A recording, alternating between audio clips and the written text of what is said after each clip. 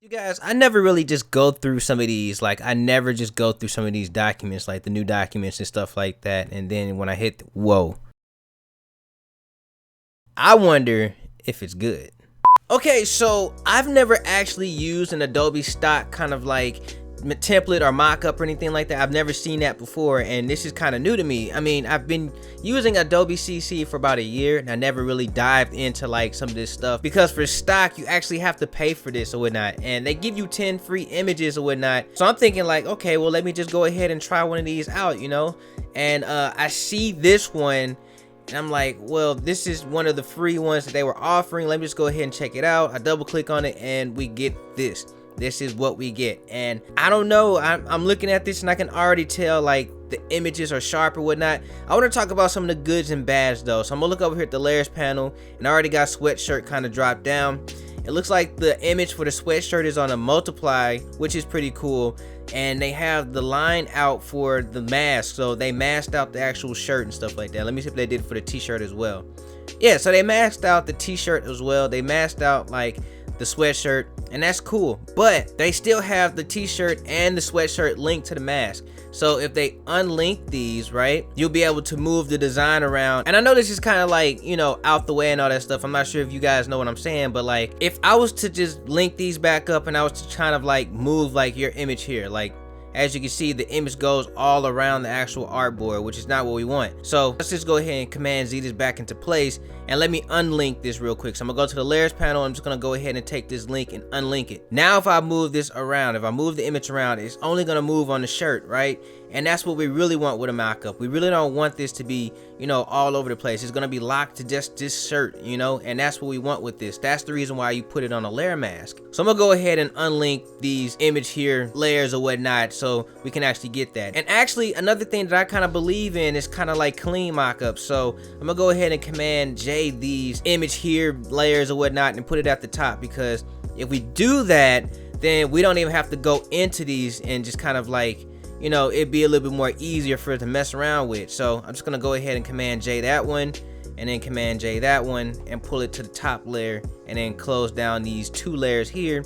Now, just being old school, I'm just gonna go ahead and hit shift click on both of these, and then close down the fill. Like, just turn the fill down to 0, and then turn the opacity down to 0 as well. So basically, this stuff isn't being shown. I can actually just, you know, throw these two shirts into like a background or into one group, and then, you know, leave that there. Like, I like to see clean layer panels and stuff like that. It's just hard for me to see a bunch of stuff and be digging around through things when I can just do it like this. This is pretty cool. So I'm gonna go ahead and click here on like the sweatshirt one. I want to go ahead and double click into this smart object. Now I don't have the actual text here, so I'm gonna go ahead and turn off this eye, and I want to drop something in here. I just want to see how well this actually works. So I'm going to take a shape, one of these custom shapes actually, and let's just use the rabbit, you know. Hold down shift, go ahead and draw the rabbit, and that's pretty cool there. Let's actually make this rabbit a different color. So I'm just gonna click on this, and I'm gonna put up,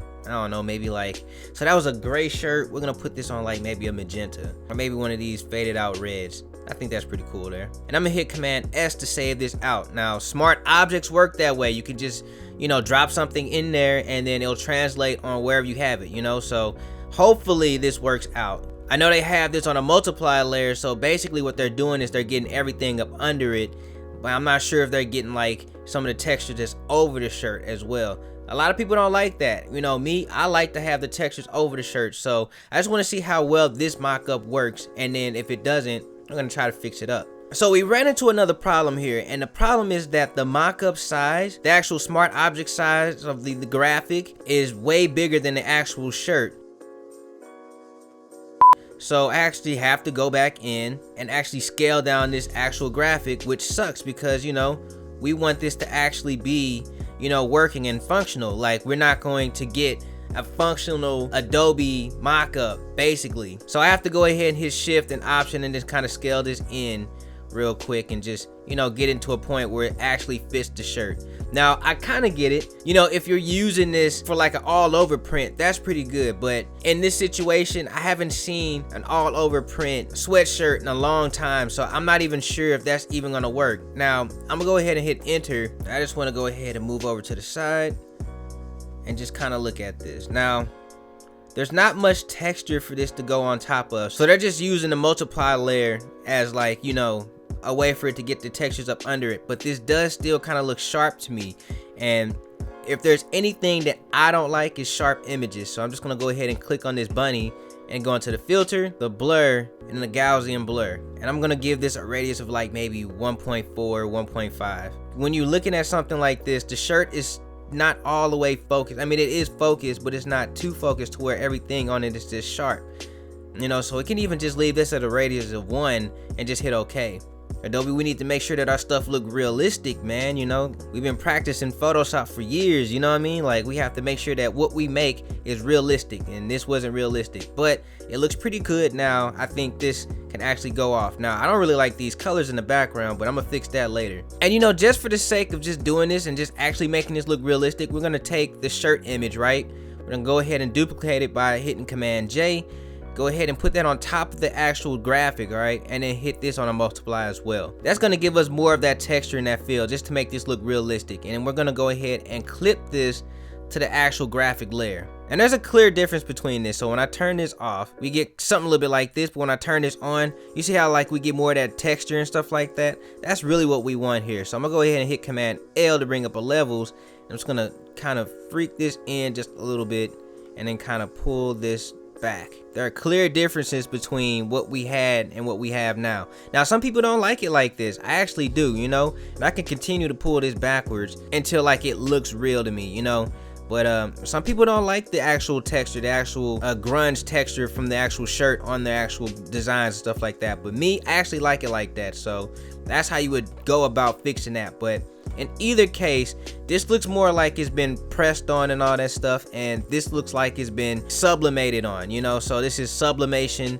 This is more of like a shirt press kind of thing. There's just clear differences between those two. So I'm gonna keep this here actually, and I'm gonna call this sublimation. So basically what I'm about to do now is apply the rest of this stuff to the actual other side of this graphic. So we're gonna go ahead and scale back this t-shirt design, because this t-shirt design is way big. We're gonna hold down Shift and Alt or Option, just kind of scale this in about like maybe right here.